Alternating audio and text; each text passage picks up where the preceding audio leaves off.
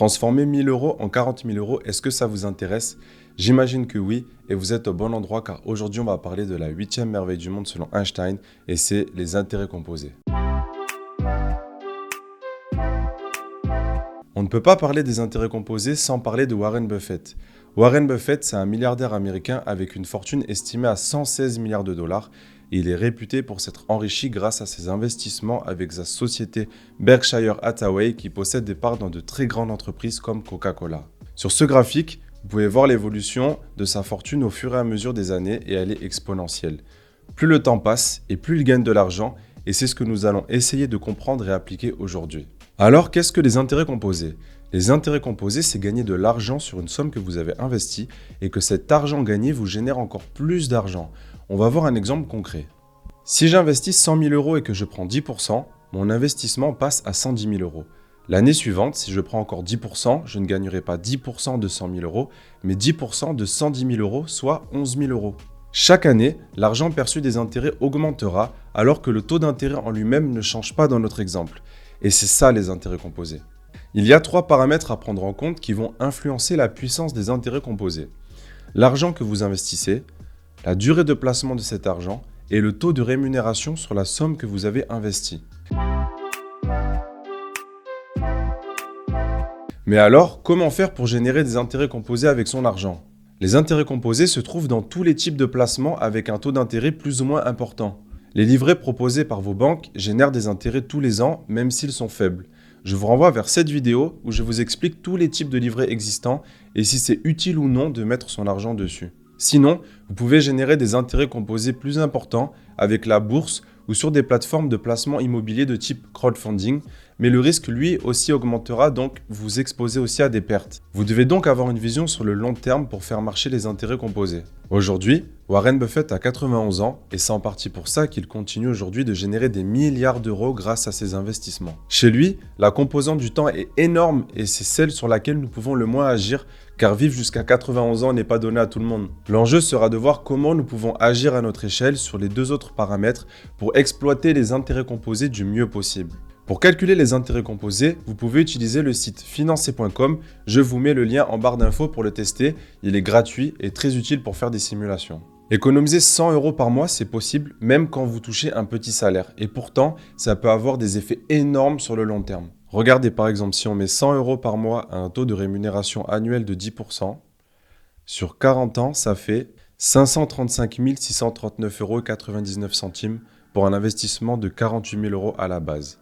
C'est énorme, mais par contre, vous devez attendre 40 ans. Si vous ne voulez pas attendre 40 ans, vous devrez soit avoir un meilleur taux, soit investir plus d'argent. Avoir un meilleur taux, c'est compliqué car c'est difficile de faire mieux que 10% quand on investit de manière passive sur le long terme. Je sais que 10% ça peut paraître déjà fou et impossible pour certains, mais par exemple, le rendement annuel moyen du S&P 500 au cours des 50 dernières années a été de 10,83%. Le S&P 500, pour ceux qui ne le savent pas, c'est un indice boursier qui regroupe les 500 plus grosses entreprises américaines. Si une des 500 entreprises va mal, il y en a 499 autres qui sont là pour compenser. C'est donc un très bon moyen d'investir sur le long terme et de manière passive. Alors oui, le S&P 500 a pris 10,83% en moyenne sur 50 ans, mais la courbe n'a pas été linéaire, il y a eu des années où les intérêts ont été faibles, voire en négatif, comme en 2008 lors de la crise des subprimes. L'idée, je le redis, c'est de voir sur le long terme et de ne pas être impacté émotionnellement quand le marché est baissier. Au-delà du rendement que vous pouvez obtenir, un paramètre sur lequel vous pouvez agir, c'est de gagner plus d'argent grâce à vos activités pour en placer davantage. Plus vous aurez de l'argent investi et plus vous gagnerez, même si vous avez moins de temps devant vous et des intérêts plus faibles. L'idée, c'est donc de mettre rapidement et en grande quantité de l'argent de côté. Plus vous construisez un capital jeune et plus vous pourrez profiter des effets composés sur le long terme. On va prendre un exemple avec Clément et Alex. Alex est un bon vivant, il gagne bien sa vie, mais il aime bien sortir le week-end et dépense des sous en boîte, au bar, à McDo, etc. À 30 ans, il a quand même réussi à mettre 15 000 euros de côté et il décide de placer 6 000 euros sur un placement qui lui rapporte en moyenne 10% sur 30 ans. Quand Alex arrivera à 60 ans, il aura gagné 104 696,41 €. C'est vraiment pas mal du tout pour quelqu'un qui n'a jamais réellement fait attention. Clément lui aussi a 30 ans, mais il a fait de gros efforts d'épargne depuis qu'il travaille. Il a suivi les étapes que j'ai données dans cette vidéo pour économiser beaucoup d'argent et il a réussi à économiser 70 000 euros.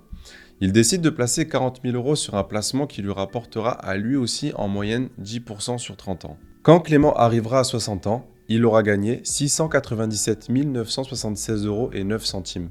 Ça a fait une énorme différence avec Alex pour quelques années de rigueur et d'organisation dans ses propres finances. Pour arriver à générer des intérêts composés, vous devez être capable de placer une somme d'argent dont vous n'aurez pas besoin dans les prochaines années. C'est comme si cet argent avait disparu et il pourra tranquillement fructifier au fur et à mesure des années, comme pour Alex et Clément dans l'exemple précédent. Donc vraiment, attention à la somme que vous investissez par rapport à vos économies. Vous devez être capable de faire face aux imprévus sans toucher à vos investissements. Un entrepreneur aura besoin de plus d'argent de côté que quelqu'un qui est fonctionnaire avec une très grande sécurité d'emploi. Si vous avez assez d'argent de côté pour payer les réparations de votre voiture et en même temps payer 2 loyers car vous êtes en déménagement, ok, là c'est bon, vous pouvez faire face aux imprévus, sinon économisez encore un peu. Tout ça pour vous dire que votre argent aujourd'hui a beaucoup plus de valeur que l'argent de demain, car il peut grandir de manière exponentielle avec les années. Vraiment, votre objectif, ça doit être d'économiser le plus possible et le plus rapidement possible. C'est logique ce que je vais vous dire, mais 10% de 1000 €, c'est 100 €, 10% de 10 000 €, c'est 1000 €, et 10% de 100 000 €, c'est 10 000 €. Plus vous en avez et plus vous gagnez. J'ai trop souvent entendu des gens me dire qu'ils regrettaient d'avoir dépensé leur argent bêtement en étant jeunes et qu'ils auraient aimé connaître plus tôt les intérêts composés et les placements financiers, et c'est vraiment dommage. N'hésitez pas à partager cette vidéo si vous avez des gens de votre entourage qui auraient besoin de prendre aussi conscience de tout ça et qui seraient surpris de voir combien d'argent ils pourraient générer avec les années. Alors oui, c'est vrai que ça prend du temps, ça ne fait pas rêver d'attendre 30 ans pour être plus libre financièrement, surtout dans notre société actuelle où les gens veulent tout de suite. Mais vous avez l'occasion de vous assurer une retraite paisible sans souci financier. Personnellement, je prends. D'autant plus que ça ne m'empêche pas d'agir chaque jour pour augmenter mes revenus sur le court terme. Une dernière chose qui ne fait pas rêver mais que vous devez impérativement prendre en compte, c'est les impôts. Eh oui, vous les avez oubliés ceux-là, mais eux, je vous assure qu'ils ne vous ont pas oublié. Vous serez imposé entre 17,2 et 30% sur la plus-value de vos investissements. Malgré ça, les intérêts composés vous enrichissent et le conseil de Warren Buffett à sa femme lorsqu'il mourra, c'est d'investir 90% de ce qu'il lui lèguera dans un ETF S&P 500 et 10% dans des obligations court terme.